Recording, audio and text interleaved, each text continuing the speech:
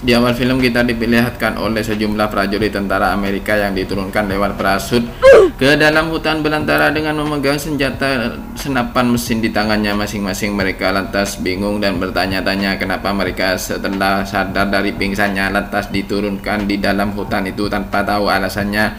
Si Royce, militer Amerika, berspekulasi bahwa dirinya ada di tempat itu merupakan tugas dari sang jenderal untuk menjalankan misi ke alam liar, namun tak mereka sadari di dalam kelompok itu satu persatu mereka diturunkan dari parasut yang mengikat mereka ketika dijatuhkan, mulai dari Royce, Nikolai, Hanzo, Isabella, Mombasa, Edwin, Stan, Cucilo, serta yang terakhir adalah Royce.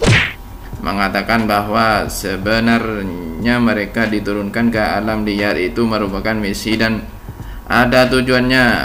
Bersamaan dengan kebingungan itu, Edwin juga bingung dan bertanya karena dia merupakan yang turun di tempat itu bersamaan dengan berjalannya waktu. Royce mengatakan harus tetap move on dan mencari jalan keluar dari tempat yang sangat menakutkan itu, karena manusia akan kebingungan kalau ada di tempat asing dan tak tahu arah tujuannya. Hanzo sebagai Yakuza menemukan tembok besi aneh di pertengahan perjalanan, sehingga Edwin sebagai dokter ketika bertemu dengan salah satu bunga langka yaitu bunga janur, mengatakan bahwa bunga itu merupakan antibiotik sekaligus serum yang bisa melumpuhkan siapa saja yang terkena racunnya. Sehingga ketika mereka terus berjalan di hutan yang sangat lebat itu, mereka sampai di mana sudah keluar dari hutan rimba yang sangat membingungkan dan mencapai di bebatuan yang sangat sejuk sehingga membasah. Sebagai muslim yang melaksanakan sholat, sehingga Royce sebagai pimpinan menyuruh guna untuk melanjutkan perjalanan, dan tak sengaja Royce bertemu dengan sebuah kandang yang isinya seperti hewan busuk yang sudah mati ketika mereka sudah menyusuri hutan itu, dan Royce sekaligus pemimpin menyuruh Hanzo untuk memeriksa kandang itu dengan senapan yang sudah ada di tangannya. Berhati-hati Hanzo melihat dan ternyata kandang tempat hewan itu sudah kosong, tinggal bangkai yang sangat bau di dalamnya. Dan tak lama ketika Royce sudah menyuruh Hanzo memeriksa tempat itu, Edwin yang mengatakan hewan itu mati dengan sendirinya. Mereka tak menyadari akan terjadi sesuatu dan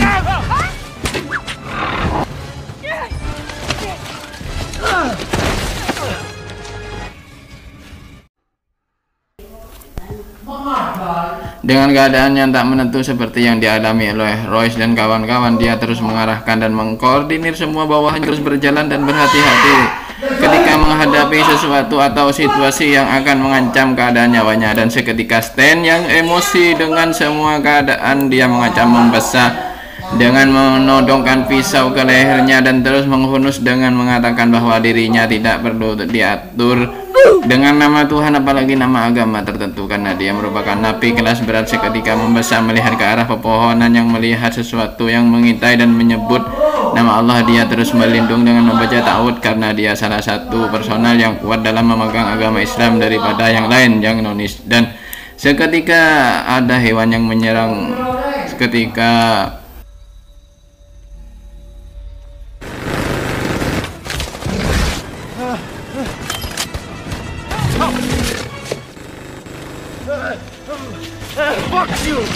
Look at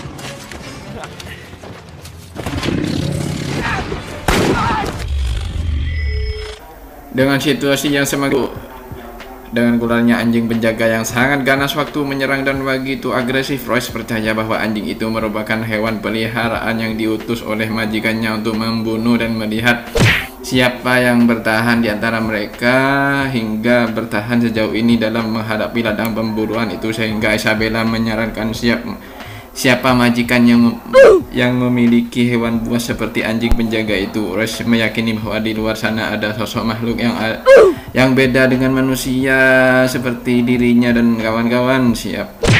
dan mereka pun siap menanti dan memburu mereka semua hingga menguji siapa yang siap bertahan hingga akhir perjalanan. Dan seketika mereka dikagetkan dengan sesuatu yang ada di balik pohon itu, dan Royce mengatakan kepada Nikolai agar memeriksa, dan ternyata itu hanya seekor beruang yang tersesat di sana. Dan Royce serta kawan-kawan meneruskan perjalanan guna untuk mencari jalan keluar dan terbebas dari perburuan itu. Isabella pun berinisiatif guna untuk beristirahat di bebatuan sejenak melepas lelah. Tapi di sisi lain mereka, saat Royce sudah sampai di suatu tempat seperti penjagalan dan bekas bangkai pesawat luar angkasa, mereka bertemu dengan sesosok mengerikan yang diikat di atas tembok besi. Hanzo memeriksa apakah makhluk itu masih hidup atau sudah mati, dan ternyata Nikolai yang melihat keadaan si makhluk yang menurutnya sangat tidak berdaya dan hampir mati. Nikolai mengecek dengan senjata senapan mesin di tangannya. Siapa tahu makhluk itu tiba-tiba bangun dan menyerang dengan tanpa mereka sadari. Ternyata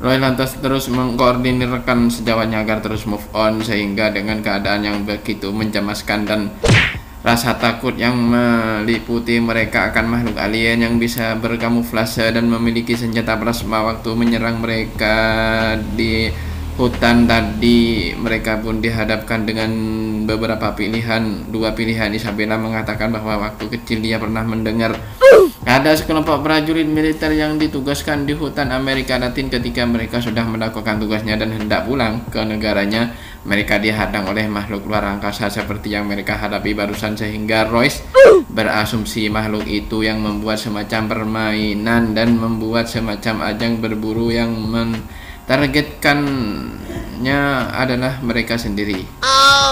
Dan korbannya adalah mereka yang berenam itu, yang sudah menjadi pilihan yang berjumlah 8 orang, mulai dari prajurit, TNI, napi, yakuza, sampai miliarder. Ketika mereka dalam perjalanan mencari jalan keluar, mereka disambut oleh seseorang yang menodongkan senjata kepada Royce dan seketika memalingkan wajahnya, sehingga waktu dikejar oleh makhluk asing yang hendak membunuhnya, Edwin pun lari terbiri-biri dan menghindar akan makhluk itu, sehingga ketika hampir merenggut nyawanya, Edwin sebagai dokter yang tentunya sangat dibutuhkan oleh tim itu untuk tenaga medis, Isabella melihat bahwa peluru yang dia lepaskan itu menembak si makhluk asing itu ternyata meleset dan tak mengenai sasaran, sehingga ketika Royce membalikkan badannya dan ternyata ada seorang yang bisa berkamuflase dengan baju jirah milik si Predators. Mereka menyebutnya pria itu bernama Roland, yang mengajak mereka untuk tetap bertahan hidup dengan mengajaknya ke tempat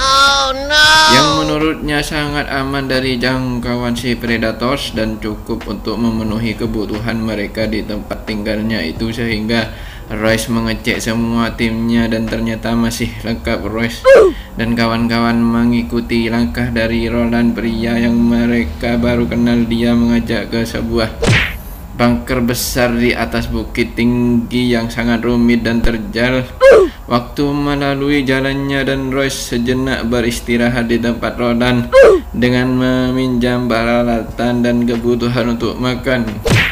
Nikolai di tengah istirahatnya bercerita kepada Stan bahwa dirinya mempunyai 2 putri dan istri yang harus dia temui, sedangkan Edwin sebagai dokter bedah mengatakan kepada Isabella bahwa dirinya baru membuka praktek di tempat kerjanya dengan pekerjaan dan pasien yang sangat membuatnya bahagia ketika hendak pulang, dan itu sangat menjadi sesuatu yang dirindukan tentunya oleh si Edwin sebagai dokter bedah. Dan tak mereka sadari, Roland berkhianat dan mengambil semua peralatan dan senjata mereka ketika Yakuza hendak beristirahat mengecek pedangnya, dan ternyata pedangnya masih bagus untuk menghunus siapa saja yang dianggapnya sebagai musuh.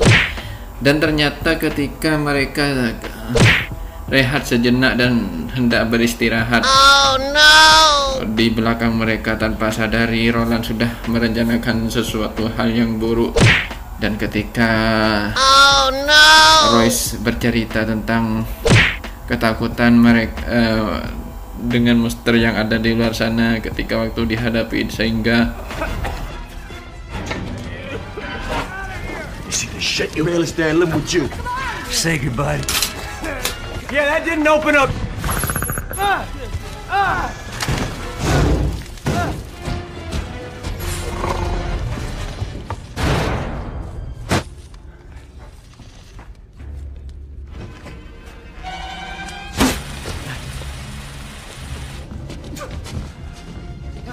Guys?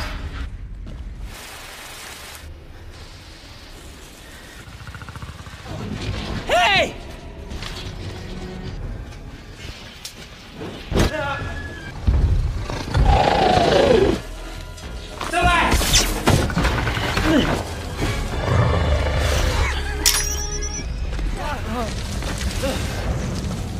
Fucking now, motherfucker!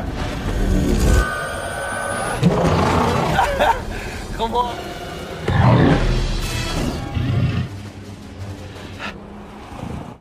Hanzo yang sudah lelah ketika menghadapi makhluk yang sangat membuatnya jengkel dan letih itu, dia memutuskan untuk melawannya secara one by one menggunakan samurai sebagai tanda penghormatan Yakuza, sehingga ketika Hanzo menghadapi predator itu,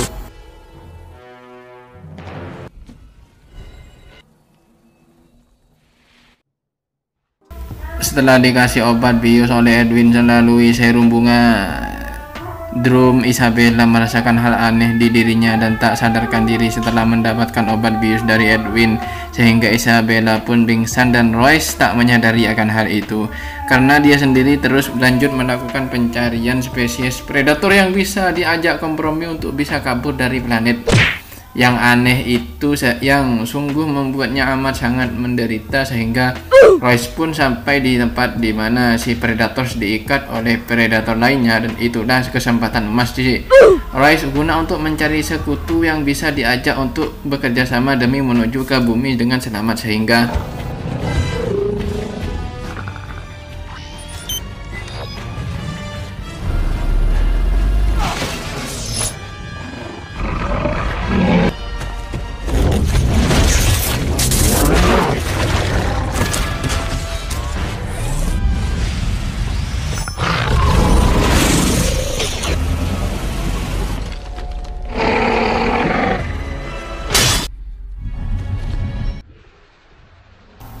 setelah beradu mekanik antara Predator Senior melawan Predator Junior, kini Edwin memperdaya Isabella dengan mengoleskan obat serum bunga teratai yang dia sendiri meraciknya dengan keahlian dokternya, sehingga ketika Isabella kehilangan kesadaran dengan obat bius yang sudah aktif di tubuh si Isabella, Edwin pun menoleh ke arah belakang karena dirinya dihampiri oleh Royce yang sudah menemukan pesawat milik si Predators. Royce mengatakan bahwa pesawat itu mulai siap lepas landas, tinggal mengangkut penumpang yang tersisa, di antaranya Isabella dan Edwin, karena si Royce tidak terperdaya oleh tipu muslihat si Edwin, sehingga ketika siap dibius olehnya, Edwin pun yang sudah tidak terperdaya dengan obat bius yang dibikin sendiri oleh Edwin guna untuk melumpuhkan si Royce. Ternyata Edwin dibuat umpan guna untuk memancing agar si Predators menampakkan dirinya dan bisa berduel one by one dengan Royce, dan ternyata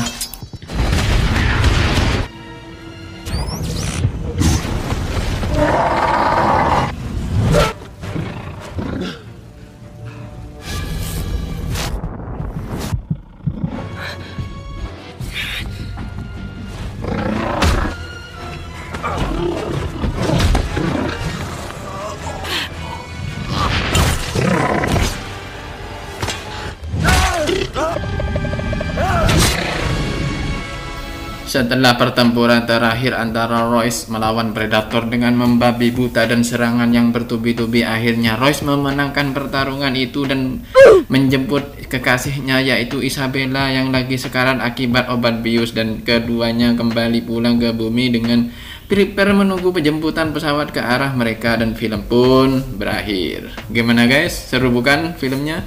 Hikmah yang dapat diambil dari film ini adalah kita tidak boleh menyerah dengan keadaan meski itu sangat sulit, karena seiring berjalannya waktu dan usaha yang kita lakukan, mesti ada jalan keluar yang menghampiri kita.